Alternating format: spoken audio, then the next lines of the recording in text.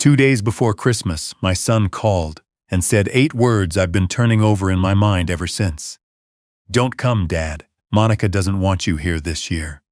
So I spent Christmas Day alone in a church hall on Douglas Street in Victoria, British Columbia, a city I'd moved to only 6 months before and was still learning room by room. I sat at a long folding table with turkey and cranberry sauce I barely tasted, surrounded by strangers who all seemed to know one another already. An elderly woman at the next table leaned over and asked if the empty seat beside me was taken. I said no. She sat down, introduced herself as Hilda, and asked where I was originally from. When I said Winnipeg, she told me she'd lived there for 12 years before her husband dragged her west in 1989. We laughed about that, about how nobody ever really chooses Winnipeg, they just end up there. I had no idea, sitting in that hall with its paper snowflakes and battery-powered candles, that something in my life was already tilting onto a different course.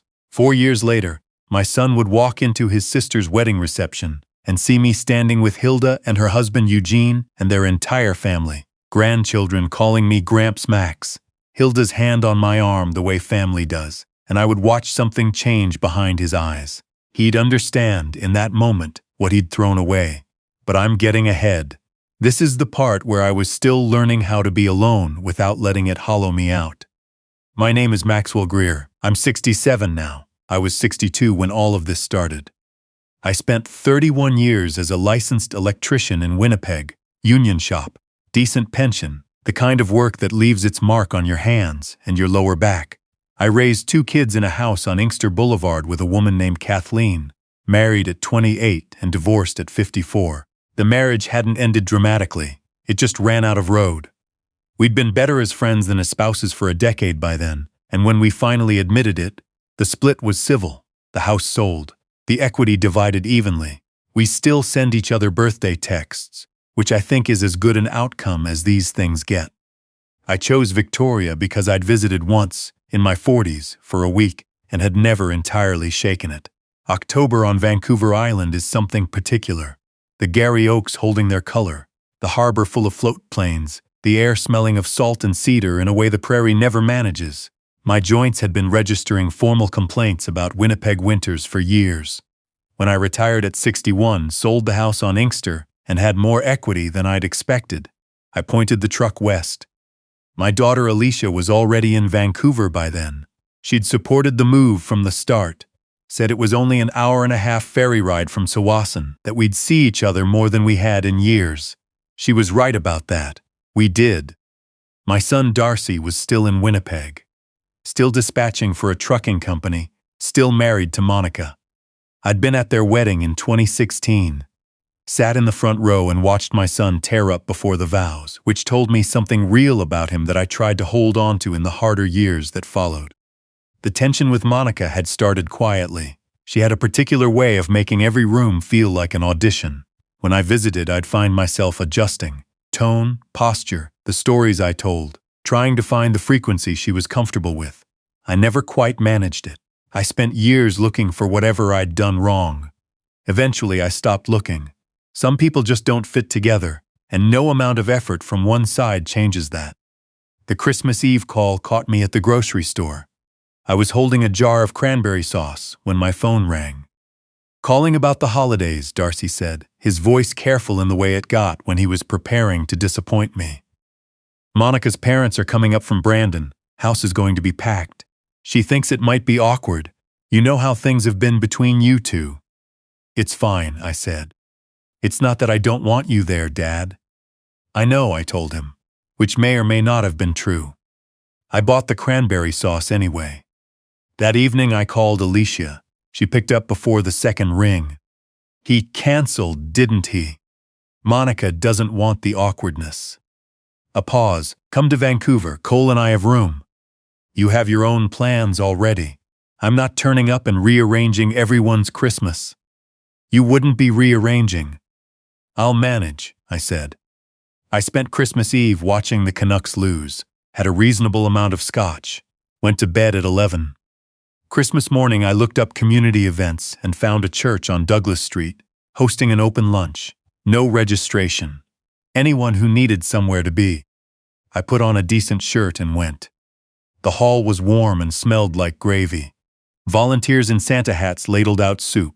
Round tables with red tablecloths and a CD player running a holiday playlist someone had assembled with obvious care. Not sad, exactly. More like an honest gathering of people who'd given up pretending that Christmas required a particular kind of family to count. 20 minutes in, a woman with silver hair and reading glasses pushed up on her forehead sat down across from me. "You look like someone who could use some company," she said. Hilda Arsenault was 74, originally from Sherbrooke, Quebec, a retired school librarian who'd moved to Victoria 8 years earlier with her husband. After deciding that if they were going to get old somewhere, it might as well be somewhere the winters didn't punish you for existing. Her husband was still in the food line, she explained. He always got talking. Eugene arrived carrying 2 plates like a man who'd stopped worrying about appearances decades ago. Broad-shouldered, mid-70s, the hands of someone who'd spent a life doing physical work. He'd been a machinist, retired at 70. He'd been dragged west, he said, nodding at Hilda, who rolled her eyes in a way that made it clear this was a long-running bit between them. We talked for 3 hours, about Winnipeg winters and Victoria summers, about selling houses and starting over in cities that don't know you yet, about what retirement actually feels like from the inside versus what you imagine it will. Eugene had retired planning to finally read all the books he'd been putting off. Instead, he'd built 3 garden beds and taken up woodworking. Hilda had joined a book club, 80% wine, 20% books, she said, and she was perfectly fine with that ratio. When people started pulling on coats, Hilda asked what I was doing for New Year's Eve. I told her I didn't have anything planned. "Come to ours, then. Eugene makes pierogies, family dinner. There's always far too much food and not nearly enough people to eat it." Something in me, the part built over years of trying not to need anything from anyone, wanted to make an excuse. But I thought about the empty apartment, about the week stretching out ahead of it. I said yes. Their house was in Saanich, a 2-story with a front garden that was ambitious even by Victoria standards, dormant in December, but clearly magnificent in the other months. When I arrived, there were 9 people: Eugene and Hilda, their daughter Celeste and her husband Andre, 2 grandchildren, Luke, who was 8, and Madeline, who was 5, 2 neighbors from down the street, and Hilda's younger sister visiting from Sydney. Celeste met me at the door like she'd been expecting me for years. Luke immediately wanted to know if I played cribbage. When I said I did, he pulled me to the kitchen table with the urgency of a small person who has been waiting a long time for a worthy opponent. He beat me twice. He had excellent form. Dinner was loud and warm in the way that large families manage. 2 conversations happening simultaneously. Someone's opinion about a trade the Leafs had made, Andre explaining a renovation disaster in their bathroom, Madeline requesting dessert now, not later, now, please. I sat between Hilda and Luke and ate more pierogies than I should have, and laughed at things I don't fully remember anymore. Just the feeling of it. Easy, unguarded. When I was putting on my coat to leave, Eugene shook my hand and asked, "Same time next Sunday, Hilda does a roast." I said yes before he'd finished the question. Those Sunday dinners became the rhythm my weeks were built around. Every Sunday at 5 o'clock, I parked on that quiet Saanich Street and was met at the door by someone who was glad I'd come. Eugene taught me enough about woodworking that I could make something useful with my hands again. I helped Hilda in the garden from March onward, and she knew more about soil than anyone I'd ever met. Luke graduated from beating me through beginner's luck to beating me through genuine skill. Madeline started calling me Gramps Max sometime around April.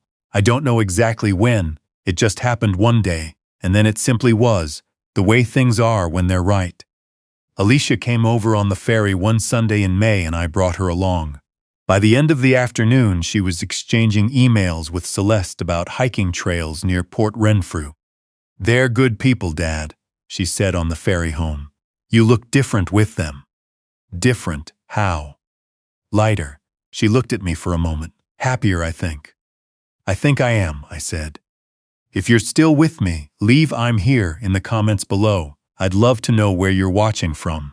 Stay with me, because what came next is the part of this I couldn't have predicted if I'd tried. The call from Darcy came in late June, on a Tuesday afternoon.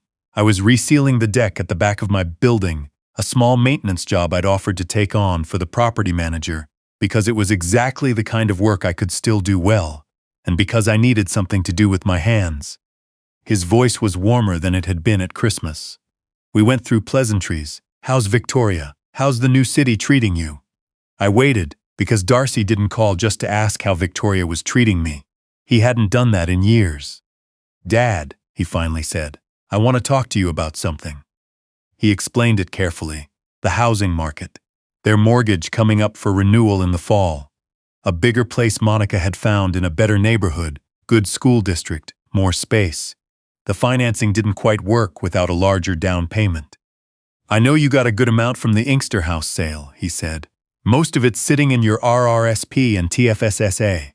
And I've been thinking it would come to me eventually anyway. It's not like you need it all at once. $80,000. An early portion of what would have been yours to pass on anyway. An advance, basically. I set down my brush. I could hear Monica in the background, not clearly, but present. The same way I'd always heard her on Darcy's calls. Not quite audible, but there, coaching. Darcy, I said carefully, that money is what I live on. I don't know how long I'll live, but I know that $80,000 out of what I have would change my situation significantly. You've got your pension, which covers my basic expenses if nothing goes wrong. The savings cover everything else, medical, a bad year, things you can't predict. We'd pay you back. When? Silence. I'm not saying no because I don't care about your situation, I said. I'm saying no because giving you $80,000 doesn't fix what's actually happening. Have you talked to a mortgage broker? There are first-time buyer incentives, provincial programs. I've looked at the options, Dad. What I need is the money. And I can't give it to you. A long pause. When Darcy spoke again, the warmth was entirely gone. Then I think we're done, he said.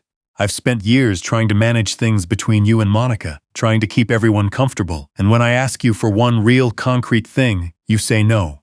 A breath. Don't contact me. I need space, maybe permanent space. You're my son, I said. Then act like it. He hung up. I stood on the deck for a long time after that, brush in hand, watching a pair of pigeons investigate something near the alley gate. The sun was warm on my shoulders. Victoria in June is genuinely beautiful, and it seemed almost indecent that it couldn't have waited for a less significant moment. Alicia told me later that evening, when I called her, that Darcy had lost his job the previous February, that Monica had been planning this conversation for months, that I wasn't the first person they'd approached. The weight of that settled somewhere between my ribs, not just grief, something more complicated. That night I drove to Eugene and Hilda's without calling ahead. By then, that was something I was allowed to do. Eugene answered the door, looked at my face and said, "Come in, I'll put the kettle on." I sat at their kitchen table and told them everything. When I finished, Hilda put both her hands over mine and said simply, "His loss, Maxwell, that's all this is." And Eugene nodded and said, "You know that's the truth, right?" I didn't know it yet, not fully, but I was starting to. For 4 years after that call, Darcy did not contact me. Not once. Not a text at Christmas, not a word on my birthday. Nothing. The silence was so complete it eventually started to feel like its own kind of answer. Not a door left open, just a door. In that silence I built something. Real and unhurried and completely unearned, which is to say, exactly how the best things tend to arrive. I learned dovetail joints from Eugene. I was in the hospital waiting room at 2 a.m, when Celeste had emergency appendix surgery, sitting next to Andre while he held himself together because someone needed to. I watched Luke grow into a teenager with opinions about everything.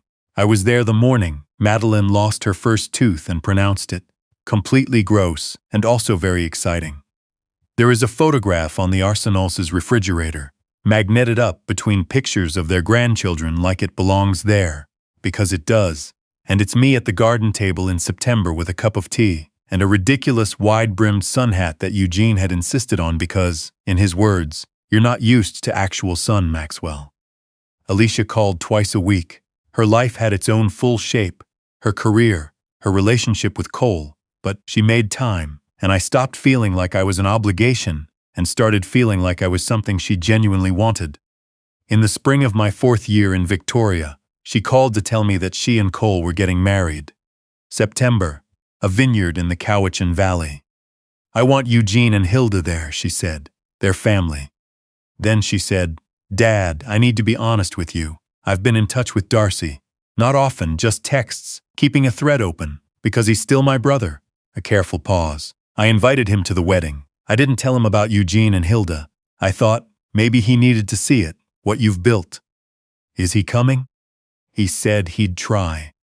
The wedding was on a Saturday in September under an oak tree at the vineyard. The light that afternoon was the particular gold that the island manages in early autumn, and Alicia in her dress looked exactly like herself, which is the best thing you can say about anyone on their wedding day. Cole cried when he saw her come around the corner of the vineyard row. I made a mental note to tell him later that this would not leave the family. I sat in the front row with Eugene on one side and Hilda on the other. Celeste and Andre were 3 seats down. Luke, 13 now and working hard to pretend he wasn't crying, sat beside his mother. Even Madeline, 9 years old and deeply opinionated about sitting still, managed it through the vows. At the reception there was wine from a local vineyard and speeches and dancing. I was pulled into a 3-person stumble with Luke and Madeline that displaced the tablecloth slightly and resulted in no actual injuries. Alicia's toast was funny and kind, and she thanked the family that was there from the beginning, and the family that chose my father when he needed it most. And across the room I saw Hilda press her hand to her mouth. I was standing near the bar with Eugene, both of us on water after the dancing, when I noticed someone at the edge of the reception in a navy blazer that looked like it had been worn on better occasions, older around the eyes than I remembered, standing still, looking at me. Darcy. He was looking at me and Eugene, at the particular ease of how we stood together. Then Hilda appeared on my other side with a small plate and said something that made Eugene laugh, and she touched my arm briefly in that way she had, and I watched my son's face change. He knew. Not the specifics, not their names, not 4 years of Sunday dinners, but what they were to me. He'd seen it in the shape of things, in the body language of people who belonged to one another. He walked over. Dad, his voice was controlled, it had aged. Darcy, I'm glad you came. He glanced at Eugene, who put out his hand and introduced himself, which is exactly the kind of thing Eugene does. Darcy shook it. Then he looked at me. Can we talk for a minute? We stepped to the vineyard fence, where it was quieter, and the music reached us from a distance. How long have you known them? He asked. About 4.5 years. He absorbed that, looked back toward where Eugene and Hilda had returned to their table, Madeline already climbing into Eugene's lap. You replaced us, he said. I thought about how to answer that, because it deserved something honest. No, I said. That's not what happened. When you stopped calling, I had a choice. I could wait for you indefinitely, or I could live. I chose to live. Eugene and Hilda didn't replace anyone. They just showed me what it looks like when someone chooses you without conditions. I was going through a difficult time. I know you were. Alicia told me about the job. I paused. I'm sorry that year was what it was. I mean that. And I still believe saying no to the money was right, not because I didn't care about your situation, but because it wasn't something money would have fixed. Something shifted along his jaw. Monica and I separated 8 months ago. I hadn't known that. I'm sorry. Are you? Yes, genuinely. He was quiet for a moment. Behind us, somebody was proposing a toast, and glasses were going up. I should have treated you better, he said. It came out quietly, like it cost him something real. You should have, I agreed. And you can still make different choices going forward. That's not closed. I looked at him steadily. But Darcy, those people over there are not something I'll set aside if you come back into my life. They're my family. You can have a relationship with me that includes that truth, or you can choose not to. But I won't negotiate it. He stood there at the vineyard fence for a long moment. Okay, he finally said. He didn't stay for the rest of the reception. He said something brief to Alicia on his way out. She hugged him, which was the right thing for her to do, and then he was gone. No scene, No final speech, just gone. I went back to my table. Hilda asked if I was all right. Yes, I said, and it was true. Luke wanted to know whether we were playing cribbage at Sunday dinner this week or next, because he'd been working on a specific defense and was ready to try it. I said this week. He looked satisfied in the way of someone who has been patient long enough. 3 weeks after Alicia's wedding, I sat at the Arsenal Sunday dinner table in Saanich. The light through the kitchen window was doing that September thing, low and gold, the way it gets in Victoria in early autumn, more itself than the light anywhere else I've lived. Hilda had made a lamb roast. Andre had brought a bottle from a winery in the Okanagan he'd been meaning to try for months. Madeline was telling a story about something at school that required her full dramatic range, and Luke was pretending not to pay attention while clearly paying attention. Hilda asked if I wanted to say something, the way she sometimes did. It had grown into something of a quiet tradition. No ceremony, just a moment, a small reflection on whatever the week had held. I thought about what I wanted to say, about a Christmas haul on Douglas Street, about standing in a grocery store holding a jar of cranberry sauce while my son told me I wasn't welcome, about 4 years of silence, about a vineyard fence in September and the particular weight of saying, out loud, to my own son, that these people are not negotiable. For a long time, I said, I believed family was something I'd already missed my chance at, that the window had closed, and I kept trying to earn my way back through it, kept trying to be good enough, present enough, patient enough, to deserve the presence of someone who had already decided I wasn't worth the effort. I looked around the table, at Eugene and Hilda, at Celeste and Andre, at Luke, who had stopped pretending not to listen, at Madeline, unusually still. And then I ended up alone at a Christmas lunch, and a woman sat down across from me and asked where I was from. Hilda smiled without saying anything. Family isn't something that gets handed to you and stays forever because of biology, I said. It's something that gets chosen. Every week, every Sunday, every time one of you opens that door, you're choosing, and I'm choosing back. That's not a small thing. I lifted my glass. That's everything, actually. Madeline said, Gramps Max, that was really nice, but it was also very long, and the table came apart laughing, and I sat in the middle of it and let myself be there, fully, without apology.